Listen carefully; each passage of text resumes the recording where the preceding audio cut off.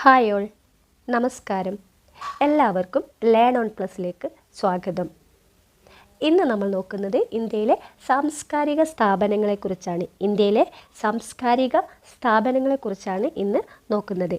കഴിഞ്ഞ ആഴ്ചയിൽ മാതൃഭൂമി തൊഴിൽ വാർത്തയിൽ വന്ന വിവരങ്ങളാണ് ഇത്. ഈ വരുന്ന LDC പരീക്ഷയ്ക്ക് ഉറപ്പായിട്ടും ഇതിൽ നിന്നും 1 മാർക്ക് സ്കോർ ചെയ്യാം. ടോപ്പിക്കിലേക്ക് പോകാം.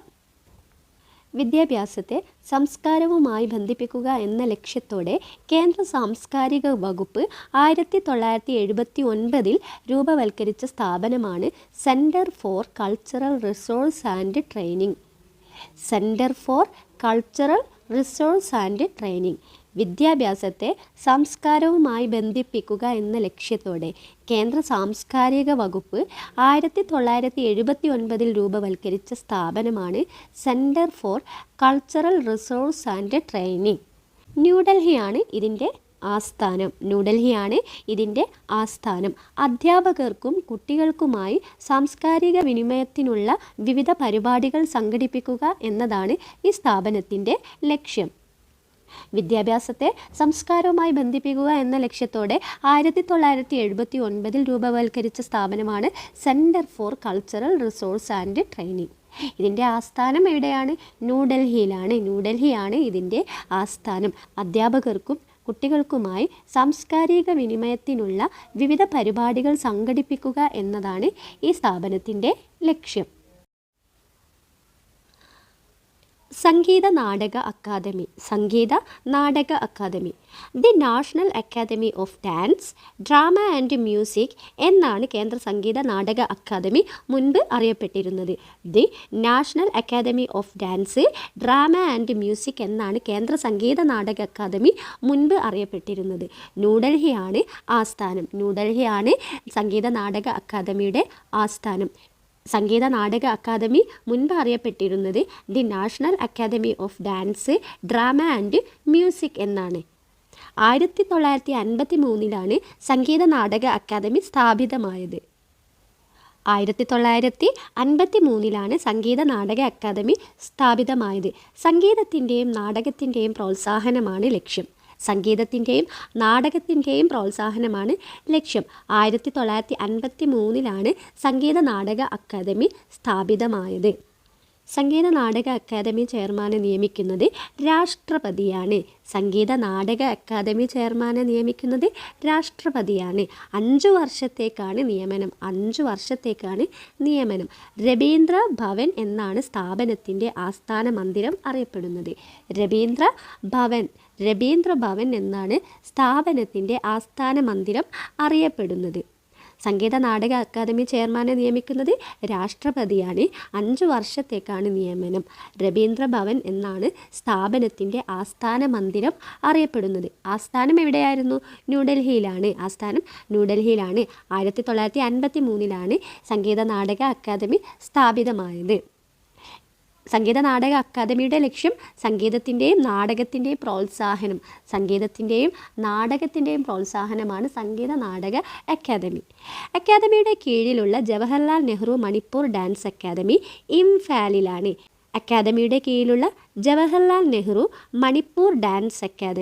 ഇംഫാലിലാണ്. കഥക് കേന്ദ്രം ഡൽഹിയിൽ പ്രവർത്തിക്കുന്നു. ഡൽഹിയിലാണ് പ്രവർത്തിക്കുന്നത്. ജവഹർലാൽ നെഹ്റു മണിപ്പൂർ ഡാൻസ് അക്കാദമി ഇംഫാലിലാണ്. കേന്ദ്ര സംഗീത നാടക അക്കാദമിയുടെ കീഴിലുള്ള കൂടിയാട്ടം കേന്ദ്രം തിരുവനന്തപുരത്താണ് പ്രവർത്തിക്കുന്നത്. കേന്ദ്ര സംഗീത നാടക അക്കാദമിയുടെ കീഴിലുള്ള കൂടിയാട്ടം കേന്ദ്രം തിരുവനന്തപുരത്താണ് പ്രവർത്തിക്കുന്നത്. അപ്പോൾ സംഗീത നാടക അക്കാദമിയുടെ ആദ്യത്തെ പേരെന്തായിരുന്നു? The National Academy of dance, drama and music എന്നായിരുന്നു. ഇതിൻ്റെ ആസ്ഥാനം എവിടെയാണ്? ന്യൂഡൽഹിയിലാണ്. 1953 സംഗീത നാടക അക്കാദമി സ്ഥാപിതമായത്. സംഗീതത്തിൻ്റെയും നാടകത്തിൻ്റെയും പ്രോത്സാഹനമാണ് ലക്ഷ്യം. സംഗീത നാടക അക്കാദമി ചെയർമാനെ നിയമിക്കുന്നത് രാഷ്ട്രപതിയാണ്. 5 വർഷത്തേക്കാണ് നിയമനം. രബീന്ദ്ര ഭവൻ എന്നാണ് സ്ഥാപനത്തിൻ്റെ ആസ്ഥാന മന്ദിരം അറിയപ്പെടുന്നത്. അക്കാദമിയുടെ കീഴിലുള്ള ജവഹർലാൽ നെഹ്റു മണിപ്പൂർ ഡാൻസ് അക്കാദമി ഇംഫാലിലാണ്. കഥക് കേന്ദ്രം ഡൽഹിയിൽ പ്രവർത്തിക്കുന്നു. കേന്ദ്ര സംഗീത നാടക അക്കാദമിയുടെ കീഴിലുള്ള കൂടിയാട്ടം കേന്ദ്രം തിരുവനന്തപുരത്താണ് പ്രവർത്തിക്കുന്നത്. കേന്ദ്ര സാഹിത്യ അക്കാദമി. കേന്ദ്ര സാഹിത്യ അക്കാദമി ഇന്ത്യൻ ഭാഷാ സാഹിത്യത്തിൻ്റെ ഉന്നമനമാണ് കേന്ദ്ര സാഹിത്യ അക്കാദമി ലക്ഷ്യമിടുന്നത്. ഇന്ത്യൻ ഭാഷാ സാഹിത്യത്തിൻ്റെ ഉന്നമനമാണ് കേന്ദ്ര സാഹിത്യ അക്കാദമി ലക്ഷ്യമിടുന്നത്. ന്യൂഡൽഹിയാണ് ആസ്ഥാനം. ന്യൂഡൽഹിയാണ് കേന്ദ്ര സാഹിത്യ അക്കാദമിയുടെ ആസ്ഥാനം. 1952 ഡിസംബറിലാണ് നാഷണൽ അക്കാദമി ഓഫ് ലെറ്റേഴ്സ് അഥവാ കേന്ദ്ര സാഹിത്യ അക്കാദമി രൂപം നൽകാൻ കേന്ദ്ര സർക്കാർ തീരുമാനിച്ചത്. 1952 ഡിസംബറിലാണ് നാഷണൽ അക്കാദമി ഓഫ് ലെറ്റേഴ്സ് അഥവാ കേന്ദ്ര സാഹിത്യ അക്കാദമിക്ക് രൂപം നൽകാൻ കേന്ദ്ര സർക്കാർ തീരുമാനിച്ചത്. 1954 മാർച്ച് 12 ഉപരാഷ്ട്രപതി ഡോക്ടർ എസ് രാധാകൃഷ്ണനാണ് കേന്ദ്ര സാഹിത്യ അക്കാദമി ഉദ്ഘാടനം ചെയ്തത്. 1954 മാർച്ച് 12 ഉപരാഷ്ട്രപതി ഡോക്ടർ എസ് രാധാകൃഷ്ണൻ കേന്ദ്ര സാഹിത്യ അക്കാദമി ഉദ്ഘാടനം ചെയ്തു. ഇംഗ്ലീഷ് ഉൾപ്പെടെ 24 ഇന്ത്യൻ ഭാഷകളിലെ സാഹിത്യ പ്രവർത്തനങ്ങളുടെ മേൽനോട്ടമാണ് കേന്ദ്ര സാഹിത്യ അക്കാദമി നിർവഹിക്കുന്നത്. ഇംഗ്ലീഷ് ഉൾപ്പെടെ 24 ഇന്ത്യൻ ഭാഷകളിലെ സാഹിത്യ പ്രവർത്തനങ്ങളുടെ മേൽനോട്ടമാണ് കേന്ദ്ര സാഹിത്യ അക്കാദമി നിർവഹിക്കുന്നത്. ഭരണഘടന അംഗീകരിച്ച 22 ഭാഷകൾക്കു പുറമെ ഇംഗ്ലീഷ്, രാജസ്ഥാനി എന്നീ ഭാഷകളിലെ സാഹിത്യ പ്രവർത്തനങ്ങളും കേന്ദ്ര സാഹിത്യ അക്കാദമി നിർവഹിക്കുന്നു. ഭരണഘടന അംഗീകരിച്ച 22 ഭാഷകൾക്ക് പുറമെ ഇംഗ്ലീഷ്, രാജസ്ഥാനി എന്നീ ഭാഷകളിലെ സാഹിത്യ പ്രവർത്തനങ്ങളും കേന്ദ്ര സാഹിത്യ അക്കാദമി നിർവഹിക്കുന്നു. ന്യൂഡൽഹിയിലെ രബീന്ദ്ര ഭവനിൽ തന്നെയാണ് കേന്ദ്ര സാഹിത്യ അക്കാദമിയുടെയും ആസ്ഥാനം. ന്യൂഡൽഹിയിലെ രബീന്ദ്ര ഭവനിൽ തന്നെയാണ് കേന്ദ്ര സാഹിത്യ അക്കാദമിയുടെയും ആസ്ഥാനം. സംഗീത നാടക അക്കാദമിയുടെ ആസ്ഥാനം എവിടെ തന്നെയാണ്? ന്യൂഡൽഹിയിലെ രബീന്ദ്ര ഭവനിലാണ്. അടുത്തത് ലളിതകലാ അക്കാദമി. ലളിതകലാ അക്കാദമി ഇന്ത്യക്കകത്തും ഇന്ത്യക്ക് പുറത്തും ഇന്ത്യൻ കലകളുടെ പ്രചാരണമാണ് കേന്ദ്ര ലളിതകലാ അക്കാദമിയുടെ ലക്ഷ്യം. ഇന്ത്യക്കകത്തും ഇന്ത്യക്ക് പുറത്തും ഇന്ത്യൻ കലകളുടെ പ്രചാരണമാണ് കേന്ദ്ര ലളിതകലാ അക്കാദമിയുടെ ലക്ഷ്യം. രബീന്ദ്ര ഭവനിലാണ് ആസ്ഥാനം. ഇതും എവിടെ തന്നെയാണ്? ഡൽഹിയിൽ രബീന്ദ്ര ഭവനിൽ തന്നെയാണ് ലളിതകലാ അക്കാദമിയുടെയും ആസ്ഥാനം. കേന്ദ്ര വിദ്യാഭ്യാസ മന്ത്രിയായിരുന്ന മൗലാന അബ്ദുൽ കലാം ആസാദ് 1954 ഓഗസ്റ്റ് 5 ലളിതകലാ അക്കാദമി ഉദ്ഘാടനം ചെയ്തത്. കേന്ദ്ര വിദ്യാഭ്യാസ മന്ത്രിയായിരുന്ന മൗലാന അബ്ദുൽ കലാം ആസാദ് 1954 ഓഗസ്റ്റ് 5 ലളിതകലാ അക്കാദമി ഉദ്ഘാടനം ചെയ്തത്. നാഷണൽ അക്കാദമി ഓഫ് ആർട്സ് എന്നും ഈ സ്ഥാപനം അറിയപ്പെട്ടിരുന്നു. നാഷണൽ അക്കാദമി ഓഫ് ആർട്സ് എന്നും ഈ സ്ഥാപനം അറിയപ്പെട്ടിരുന്നു. ലളിതകലാ അക്കാദമിയുടെ ആസ്ഥാനം ന്യൂഡൽഹിയിലെ രബീന്ദ്ര ഭവനിലാണ്. ഇന്ത്യക്കകത്തും ഇന്ത്യക്ക് പുറത്തും ഇന്ത്യൻ കലകളുടെ പ്രചാരണമാണ് കേന്ദ്ര ലളിതകലാ അക്കാദമിയുടെ ലക്ഷ്യം. കേന്ദ്ര ലളിതകലാ അക്കാദമി എങ്ങനെയും അറിയപ്പെടുന്നുണ്ട്? National Academy of arts. National Academy of arts എന്നറിയപ്പെടുന്നത് കേന്ദ്ര ലളിതകലാ അക്കാദമിയാണ്. അടുത്തത് National Book Trust of India. National Book Trust of India കുറഞ്ഞ ചെലവിൽ പുസ്തകങ്ങൾ പ്രസിദ്ധീകരിക്കുക, വായന വളർത്തുക, ഇന്ത്യൻ പുസ്തകങ്ങൾ സ്വദേശത്തും വിദേശത്തും പ്രോത്സാഹിപ്പിക്കുക എന്നിവയാണ് നാഷണൽ ബുക്ക് ട്രസ്റ്റ് ഓഫ് ഇന്ത്യയുടെ ലക്ഷ്യങ്ങൾ. എന്തൊക്കെയാണ്?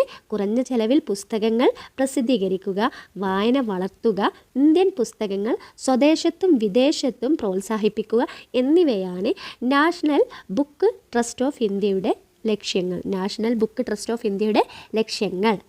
1957 ഓഗസ്റ്റിൽ നിലവിൽ വന്ന നാഷണൽ ബുക്ക് ട്രസ്റ്റിൻ്റെ ആസ്ഥാനം ന്യൂഡൽഹിയാണ്.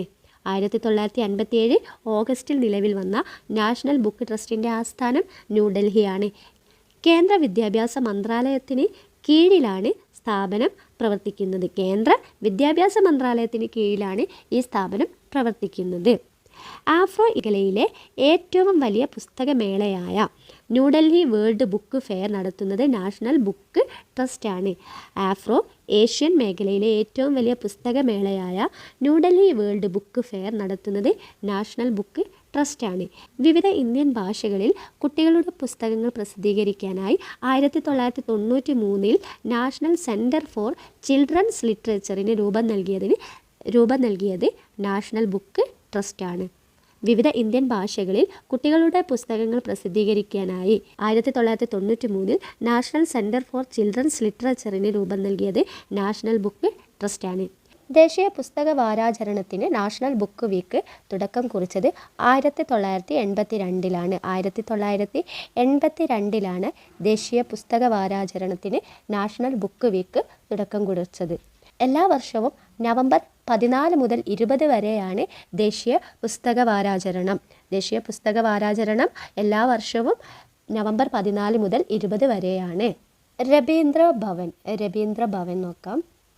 മഹാകവിയും ദേശീയ ഗാനത്തിൻ്റെ രചയിതാവുമായ രബീന്ദ്രനാഥ ടാഗോറിൻ്റെ 100ാം ജന്മവാർഷികാഘോഷങ്ങളുടെ ഭാഗമായി ന്യൂഡൽഹിയിൽ പണി കഴിപ്പിച്ച സാംസ്കാരിക സമുച്ചയമാണ് രബീന്ദ്ര ഭവൻ. മഹാകവിയും ദേശീയ ഗാനത്തിൻ്റെ രചയിതാവുമായ രബീന്ദ്രനാഥ ടാഗോറിൻ്റെ 100ാം ജന്മവാർഷിക ആഘോഷങ്ങളുടെ ഭാഗമായി ന്യൂഡൽഹിയിൽ പണി കഴിപ്പിച്ച സാംസ്കാരിക സമുച്ചയമാണ് രബീന്ദ്ര ഭവൻ. ഇന്ത്യയിലെ പ്രധാന സാംസ്കാരിക സ്ഥാപനങ്ങളായ കേന്ദ്ര സാഹിത്യ അക്കാദമി, ലളിതകലാ അക്കാദമി, സംഗീത നാടക അക്കാദമി എന്നിവയുടെ ആസ്ഥാനങ്ങൾ പ്രവർത്തിക്കുന്നത് ഈ സാംസ്കാരിക സമുച്ചയത്തിലാണ്.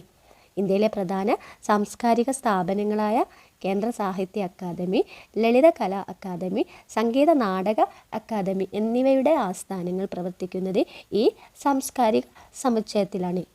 കേന്ദ്ര സാഹിത്യ അക്കാദമി, ലളിതകലാ അക്കാദമി, സംഗീത നാടക അക്കാദമി ഇവയുടെയൊക്കെ ആസ്ഥാനങ്ങൾ പ്രവർത്തിക്കുന്നത് രബീന്ദ്ര ഭവനിലാണ്.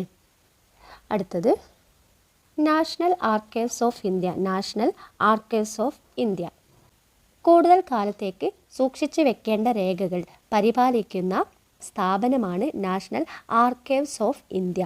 ഇത്തരത്തിലുള്ള ദക്ഷിണേഷ്യയിലെ തന്നെ ഏറ്റവും വലിയ സ്ഥാപനമാണിത്. കൂടുതൽ കാലത്തേക്ക് സൂക്ഷിച്ചു വെക്കേണ്ട രേഖകൾ പരിപാലിക്കുന്ന സ്ഥാപനമാണ് national archives of India. National archives of India ഇത്തരത്തിലുള്ള ദക്ഷിണേഷ്യയിലെ തന്നെ ഏറ്റവും വലിയ സ്ഥാപനമാണിത്. 1891 മാർച്ചിൽ ഇമ്പീരിയൽ റെക്കോർഡ്സ് ഡിപ്പാർട്ട്മെൻറ്റ് എന്ന പേരിലാണ് ഈ സ്ഥാപനം നിലവിൽ വന്നത്. 1891 മാർച്ചിൽ ഇമ്പീരിയൽ റെക്കോർഡ്സ് ഡിപ്പാർട്ട്മെൻറ്റ് എന്ന പേരിലാണ് ഈ സ്ഥാപനം നിലവിൽ വന്നത്. നിലവിൽ ന്യൂഡൽഹിയിലാണ് നാഷണൽ ആർക്കൈവ്സ് ഓഫ് ഇന്ത്യയുടെ ആസ്ഥാനം. ഇപ്പോൾ ന്യൂഡൽഹിയിലാണ് ഇതിൻ്റെ ആസ്ഥാനം. നിലവിൽ ന്യൂഡൽഹിയിലാണ് നാഷണൽ ആർക്കൈവ്സ് ഓഫ് ഇന്ത്യയുടെ ആസ്ഥാനം. അടുത്തത് children's book trust. Children's book trust 1957 cartoonist ശങ്കറാണ് ചിൽഡ്രൻസ് ബുക്ക് ട്രസ്റ്റ് സ്ഥാപിച്ചത്.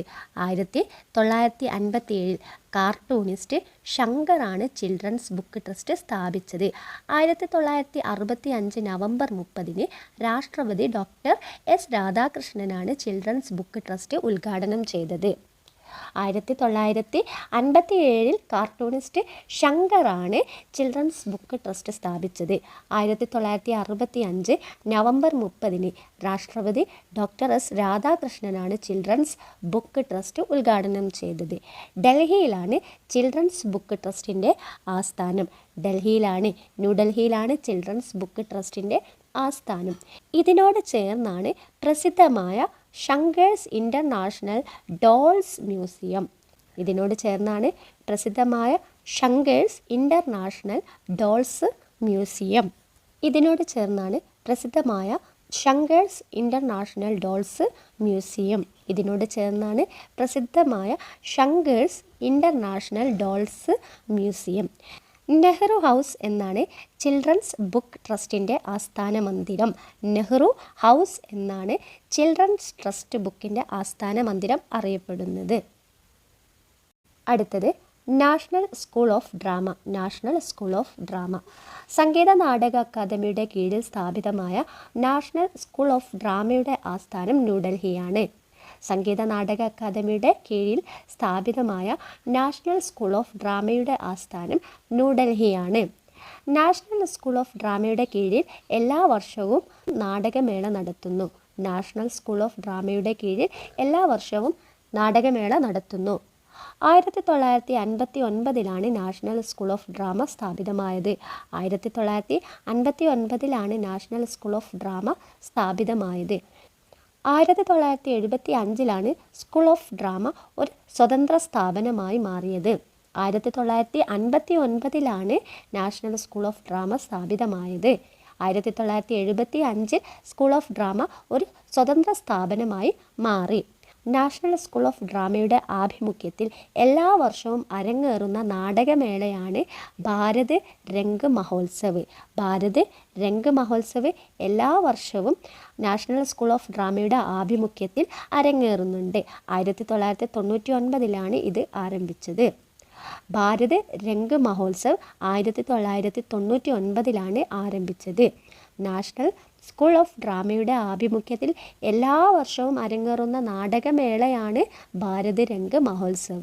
ഇത് ആരംഭിച്ചത് 1999. അടുത്തത് നാഷണൽ ലൈബ്രറി. നാഷണൽ ലൈബ്രറി ഇന്ത്യയിലെ ഏറ്റവും വലിയ ലൈബ്രറിയാണ് കൊൽക്കത്തയിലെ നാഷണൽ ലൈബ്രറി ഓഫ് ഇന്ത്യ. ഇന്ത്യയിലെ ഏറ്റവും വലിയ ലൈബ്രറിയാണ് കൊൽക്കത്തയിലെ നാഷണൽ ലൈബ്രറി ഓഫ് ഇന്ത്യ. ഇന്ത്യയിൽ അച്ചടിക്കുന്ന എല്ലാ പ്രസിദ്ധീകരണങ്ങളുടെയും ഒരു കോപ്പി നാഷണൽ ലൈബ്രറിക്ക് നൽകേണ്ടത് പ്രസാധകൻ്റെ നിയമപരമായ ബാധ്യതയാണ്. ഇന്ത്യയിൽ അച്ചടിക്കുന്ന എല്ലാ പ്രസിദ്ധീകരണങ്ങളുടെയും ഒരു കോപ്പി നാഷണൽ ലൈബ്രറിക്ക് നൽകേണ്ടത് പ്രസാധകൻ്റെ നിയമപരമായ ബാധ്യതയാണ്. നാഷണൽ ലൈബ്രറിയുടെ മുൻഗാമിയായിരുന്നു ഇംപീരിയൽ ലൈബ്രറി. നാഷണൽ ലൈബ്രറിയുടെ മുൻഗാമിയായിരുന്നു ഇംപീരിയൽ ലൈബ്രറി. 1903 ജനുവരിയിലാണ് ഇംപീരിയൽ ലൈബ്രറി തുറന്നത്. ഇതിൻ്റെ സ്ഥാനത്ത് നാഷണൽ ലൈബ്രറി ഓഫ് ഇന്ത്യ നിലവിൽ വന്നത് 1948. നാഷണൽ ലൈബ്രറിയുടെ മുൻഗാമിയായിരുന്നു ഇംപീരിയൽ ലൈബ്രറി. 1903 ജനുവരിയിലാണ് ഇംപീരിയൽ ലൈബ്രറി തുറന്നത്. ഇതിൻ്റെ സ്ഥാനത്ത് നാഷണൽ ലൈബ്രറി ഓഫ് ഇന്ത്യ നിലവിൽ വന്നത് 1948. 1953 ഫെബ്രുവരി 1 നാഷണൽ ലൈബ്രറി പൊതുജനങ്ങൾക്കായി തുറന്നു കൊടുത്തത് അന്നത്തെ കേന്ദ്ര വിദ്യാഭ്യാസ മന്ത്രി മൗലാന അബ്ദുൽ കലാം ആസാദാണ്. 1953 ഫെബ്രുവരി 1 നാഷണൽ ലൈബ്രറി പൊതുജനങ്ങൾക്കായി തുറന്നു കൊടുത്തത് അന്നത്തെ കേന്ദ്ര വിദ്യാഭ്യാസ മന്ത്രിയായിരുന്ന മൗലാന അബ്ദുൽ കലാം ആസാദാണ്. കൊൽക്കത്തയിലെ ബെൽ വെഡേർ എസ്റ്റേറ്റിലാണ് നാഷണൽ ലൈബ്രറി ഓഫ് ഇന്ത്യ സ്ഥിതി ചെയ്യുന്നത്. കൊൽക്കത്തയിലെ ബെൽ വെഡേർ എസ്റ്റേറ്റിലാണ് നാഷണൽ ലൈബ്രറി സ്ഥിതി ചെയ്യുന്നത്. Film and television institute. Film and television institute ഭാരത സർക്കാർ 1960 film and television institute of ഇന്ത്യക്ക് രൂപം നൽകിയത്. ഭാരത സർക്കാർ 1960 film and television institute of ഇന്ത്യക്ക് രൂപം നൽകിയത്. ഫിലിം ഇൻസ്റ്റിറ്റ്യൂട്ട് ഓഫ് ഇന്ത്യ എന്നാണ് സ്ഥാപനം തുടക്കത്തിൽ അറിയപ്പെട്ടത്. ഫിലിം ഇൻസ്റ്റിറ്റ്യൂട്ട് ഓഫ് ഇന്ത്യ എന്നാണ് സ്ഥാപനം തുടക്കത്തിൽ അറിയപ്പെട്ടത്. 1971 film and television institute of India എന്ന് പേര് മാറ്റിയത്. ഫിലിം ഇൻസ്റ്റിറ്റ്യൂട്ട് ഓഫ് ഇന്ത്യ എന്നാണ് സ്ഥാപനം തുടക്കത്തിൽ അറിയപ്പെട്ടത്. എന്നാൽ 1971 ശേഷം film and television institute of India എന്ന് പേരുമാറ്റി. പ്രസിദ്ധമായ പ്രഭാത് സ്റ്റുഡിയോയുടെ ക്യാമ്പസിലാണ് ഫിലിം ഇൻസ്റ്റിറ്റ്യൂട്ട് പ്രവർത്തനം ആരംഭിച്ചത്. പ്രസിദ്ധമായ പ്രഭാത് സ്റ്റുഡിയോയുടെ ക്യാമ്പസിലാണ് ഫിലിം ഇൻസ്റ്റിറ്റ്യൂട്ട് പ്രവർത്തനം ആരംഭിച്ചത്. പൂനെയിലാണ് film and television institute of ഇന്ത്യയുടെ ആസ്ഥാനം. പൂനെയിലാണ് film and television institute of ഇന്ത്യയുടെ ആസ്ഥാനം. അടുത്തത് national museum. National museum 1949 August 15 രാഷ്ട്രപതി ഭവനിൽ നാഷണൽ മ്യൂസിയം ഉദ്ഘാടനം ചെയ്തത് ഗവർണർ ജനറൽ സി രാജഗോപാലാചാരിയാണ്. 1949 ഓഗസ്റ്റ് 15 രാഷ്ട്രപതി ഭവനിൽ നാഷണൽ മ്യൂസിയം ഉദ്ഘാടനം ചെയ്തത് ഗവർണർ ജനറൽ സി രാജഗോപാലാചാരിയാണ്. ന്യൂഡൽഹിയിലാണ് നിലവിൽ നാഷണൽ മ്യൂസിയം സ്ഥിതി ചെയ്യുന്നത്. ന്യൂഡൽഹിയിലാണ് നിലവിൽ നാഷണൽ മ്യൂസിയം സ്ഥിതി ചെയ്യുന്നത്. 1949 ഓഗസ്റ്റ് 15 നാഷണൽ മ്യൂസിയം ഉദ്ഘാടനം ചെയ്തത്. അടുത്തത് സെൻസർ ബോർഡ്. സെൻസർ ബോർഡ് ചലച്ചിത്രങ്ങളുടെ പ്രദർശനാനുമതി ഭരണഘടനയുടെ യൂണിയൻ ലിസ്റ്റിലെ വിഷയമാണ്. ചലച്ചിത്രങ്ങളുടെ പ്രദർശനാനുമതി ഭരണഘടനയുടെ യൂണിയൻ ലിസ്റ്റിലെ വിഷയമാണ്. കേന്ദ്ര വാർത്താവിനിമയ പ്രക്ഷേപണ മന്ത്രാലയത്തിന് കീഴിലുള്ള നിയമപരമായ സ്ഥാപനമാണ് central board of film certification. കേന്ദ്ര വാർത്താവിനിമയ പ്രക്ഷേപണ മന്ത്രാലയത്തിന് കീഴിലുള്ള നിയമപരമായ സ്ഥാപനമാണ് central board of film certification. 1952 cinematograph നിയമത്തിൻ്റെ അടിസ്ഥാനത്തിൽ നിലവിൽ വന്ന സ്ഥാപനമാണിത്. 1952 സിനിമാറ്റോഗ്രാഫ് നിയമത്തിൻ്റെ അടിസ്ഥാനത്തിൽ നിലവിൽ വന്ന സ്ഥാപനമാണിത്. സെൻട്രൽ ബോർഡ് ഓഫ് ഫിലിം സർട്ടിഫിക്കേഷൻ്റെ ആസ്ഥാനം പ്രവർത്തിക്കുന്നത് മുംബൈയിലാണ്. സെൻട്രൽ ബോർഡ് ഓഫ് ഫിലിം സർട്ടിഫിക്കേഷൻ്റെ ആസ്ഥാനം പ്രവർത്തിക്കുന്നത് മുംബൈയിലാണ്. ജ്ഞാനപീഠ പുരസ്കാരം. ജ്ഞാനപീഠ പുരസ്കാരം ഇന്ത്യയിലെ ഏറ്റവും ഉയർന്ന സാഹിത്യ ബഹുമതികളിലൊന്നാണ് ജ്ഞാനപീഠ പുരസ്കാരം. 1961 സ്ഥാപിക്കപ്പെട്ട ഈ പുരസ്കാരം നൽകുന്നത് ഭരണഘടനയുടെ 8ാം പട്ടികയിലുള്ള 22 ഭാഷകളിലെയും ഇംഗ്ലീഷിലെയും മികച്ച രചനകൾക്കാണ്. ഇന്ത്യയിലെ ഏറ്റവും ഉയർന്ന സാഹിത്യ ബഹുമതികളിലൊന്നാണ് ജ്ഞാനപീഠ പുരസ്കാരം. 1961 സ്ഥാപിക്കപ്പെട്ട ഈ പുരസ്കാരം നൽകുന്നത് ഭരണഘടനയുടെ 8ാം പട്ടികയിലുള്ള 22 ഭാഷകളിലെയും ഇംഗ്ലീഷിലെയും മികച്ച രചനകൾക്കാണ്. 11 ലക്ഷം രൂപയും വാഗ്ദേവതയുടെ പ്രതിമയുമാണ് ജ്ഞാനപീഠ ജേതാവിന് ലഭിക്കുക. 11 ലക്ഷം രൂപയും വാഗ്ദേവതയുടെ പ്രതിമയുമാണ് ജ്ഞാനപീഠ ജേതാവിന് ലഭിക്കുക. ആദ്യത്തെ ജ്ഞാനപീഠ പുരസ്കാരം 1965 നേടിയത് മലയാളത്തിലെ മഹാകവി ജി ശങ്കരക്കുറുപ്പാണ്. ആദ്യത്തെ ജ്ഞാനപീഠ പുരസ്കാരം 1965 നേടിയത് മലയാളത്തിലെ മഹാകവി ജി ശങ്കരക്കുറുപ്പാണ്. ജി ശങ്കരക്കുറുപ്പാണ് ആദ്യമായി ജ്ഞാനപീഠ പുരസ്കാരം നേടിയത് 1965. ആദ്യത്തെ ജ്ഞാനപീഠ പുരസ്കാരം 1965 നേടിയത് മലയാളത്തിലെ മഹാകവി ജി ശങ്കരക്കുറുപ്പാണ്. എസ്.കെ. പൊറ്റക്കാട്ട് 1980, തകഴി ശിവശങ്കരപ്പിള്ള 1984, എം.ടി. വാസുദേവൻ നായർ 1995, ഒ.എൻ.വി. കുറുപ്പ് 2007, അക്കിത്തം അച്യുതൻ നമ്പൂതിരി 2019 എന്നിവരാണ് മലയാളത്തിൽ നിന്ന് ജ്ഞാനപീഠ പുരസ്കാരം നേടിയ മറ്റ് എഴുത്തുകാർ. ആരൊക്കെയായിരുന്നു? ജി ശങ്കരക്കുറുപ്പിനാണ് 1965 ആദ്യമായി ജ്ഞാനപീഠ പുരസ്കാരം ലഭിച്ചത്. എസ്.കെ. പൊറ്റക്കാട്ട് 1980, തകഴി ശിവശങ്കരപ്പിള്ള 1984, എം.ടി. വാസുദേവൻ നായർ 1995, ഒ.എൻ.വി. കുറുപ്പ് 2007, അക്കിത്തം അച്യുതൻ നമ്പൂതിരി 2019 എന്നിവരാണ് മലയാളത്തിൽ നിന്ന് ജ്ഞാനപീഠ പുരസ്കാരം നേടിയ മറ്റ് എഴുത്തുകാർ. 2023 58ാമത് ജ്ഞാനപീഠ പുരസ്കാരം നേടിയത് രാം ഭദ്രാചാര്യ. രാം ഭദ്രാചാര്യ സംസ്കൃതം, ഗുൽസാർ ഉറുദു എന്നിവരാണ്. 2023 58ാമത് ജ്ഞാനപീഠ പുരസ്കാരം നേടിയത് രാം ഭദ്രാചാര്യ. രാം ഭദ്രാചാര്യ സംസ്കൃതം, ഗുൽസാർ ഉറുദു എന്നിവരാണ്. 2022 57ാമത് ജ്ഞാനപീഠ പുരസ്കാരം നേടിയത് കൊങ്കിണി എഴുത്തുകാരൻ ദാമോദർ മൗസോവാണ്. ദാമോദർ മൗസോവിനാണ് 2022 57ാമത് ജ്ഞാനപീഠ പുരസ്കാരം നേടിയത്. കൊങ്കിണി എഴുത്തുകാരനാണ് ദാമോദർ മൗസോവ്. ബംഗാളി എഴുത്തുകാരൻ താരാശങ്കർ ബണ്ടോപാധ്യായാണ് 1966 രണ്ടാമത്തെ ജ്ഞാനപീഠ പുരസ്കാരം നേടിയത്. 1966 രണ്ടാമത്തെ ജ്ഞാനപീഠ പുരസ്കാരം നേടിയത് ബംഗാളിലെ എഴുത്തുകാരൻ താരാശങ്കർ ബണ്ടോപാധ്യായാണ്. 1966 രണ്ടാമത്തെ ജ്ഞാനപീഠ പുരസ്കാരം നേടിയത്. ആദ്യത്തെ ജ്ഞാനപീഠ പുരസ്കാരം നേടിയത് മലയാളത്തിലെ മഹാകവി ജി ശങ്കരക്കുറുപ്പാണ് 1965. 1976 ആശാ പൂർണ ദേവിയാണ് ജ്ഞാനപീഠം നേടുന്ന ആദ്യത്തെ വനിതാ എഴുത്തുകാരി. 1976 ആശാ പൂർണ ദേവിക്കാണ് ആദ്യത്തെ വനിതാ എഴുത്തുകാരിക്കുള്ള ജ്ഞാനപീഠ പുരസ്കാരം ലഭിക്കുന്നത്. അമൃത പ്രീതമാണ് രണ്ടാമത്തെ വനിത. ആദ്യത്തെ വനിതാ എഴുത്തുകാരി, ജ്ഞാനപീഠം ലഭിക്കുന്ന വനിതാ എഴുത്തുകാരി ആശാ പൂർണ ദേവിയാണ്. അവർക്ക് 1976 ജ്ഞാനപീഠ പുരസ്കാരം ലഭിക്കുന്നത്. രണ്ടാമത്തെ വനിതാ എഴുത്തുകാരിയാണ് അമൃത പ്രീതം. അവർക്കാണ് രണ്ടാമത്തെ ജ്ഞാനപീഠ പുരസ്കാരം ലഭിക്കുന്നത്. ഇത്രയുമാണ് ഇന്നത്തെ ക്ലാസ്. സിലബസിൽ കല, കായികം, സംസ്കാരം എന്നിവയിൽ കലയും സംസ്കാരവുമായി ബന്ധപ്പെട്ട വിവരങ്ങളാണ് ഇന്ന് നോക്കിയത്. നിങ്ങൾക്ക് ഉപകാരപ്പെട്ടു എന്ന് വിശ്വസിക്കുന്നു.